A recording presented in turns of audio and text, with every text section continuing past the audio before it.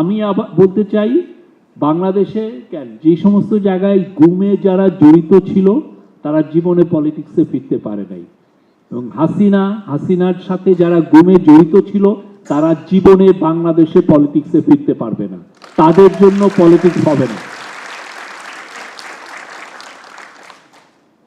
আপনি আর্জেন্টিনায় দেখেন, আপনি চিলিতে দেখেন, আপনি পেরু বা অন্যান্য ওই পুরো ল্যাটিন আমেরিকা দেখেন, কেউ গুম করে পার পায় নাই, বাংলাদেশেও পার পাবে না।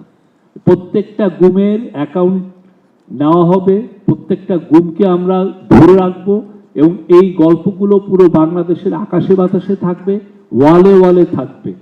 আপনি যেরকম ওয়ালে ওয়ালে সবাই ছেলেমেয়েরা লিখে দিয়েছে, আমি কে তুমি কে, বিকল্প আমি তুমি আমরা, সেরকম আপনাদের গল্পগুলো সব জায়গায় লেখা হবে।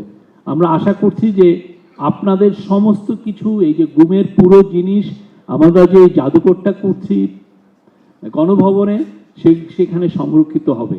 আর আপনারা যারা এত বছর ধরে ফাইট করছেন, আমার স্বনির্বদ্ধ অনুরোধ, আপনারা ফাইট থেকে এক চুলও নড়বেন না। Walton switch, stylish and elegant.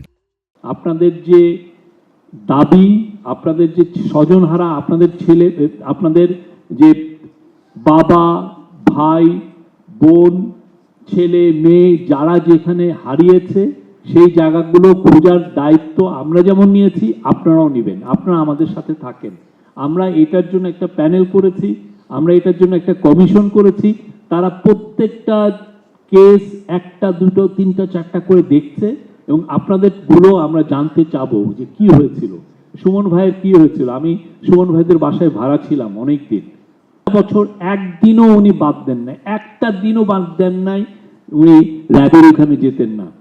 ওনাকে প্রতিদিন ভুল বোঝানো হতো, প্রতিদিন ল্যাবের কোনো কমান্ডার বলতো যে না আমরা দেখছি উনি একটা দিনও মিস করেন নাই।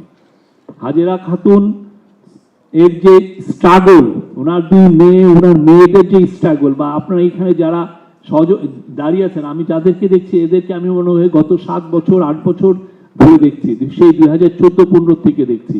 আপনাদের স্ট্রাগল লিজেন্ডারি, বাংলাদেশে এরকম স্ট্রাগল কেউ করে নাই। আপনাদের ফাইট সত্যিকার অর্থে এটা একটা রূপকথার ফাইটের মতো, এরকম একটা ফাইট বাংলাদেশের মানুষ করবে সত্যিকার অর্থে। আপনারা আপনাদের স্বজনদের জন্য ফাইট করে নাই, পুরো বাংলাদেশ যাতে সেফ থাকে, বাংলাদেশে যাতে হিউম্যান রাইটসটা সারা জীবন আপহোল্ড থাকে, সেটার জন্য ফাইট করেছে।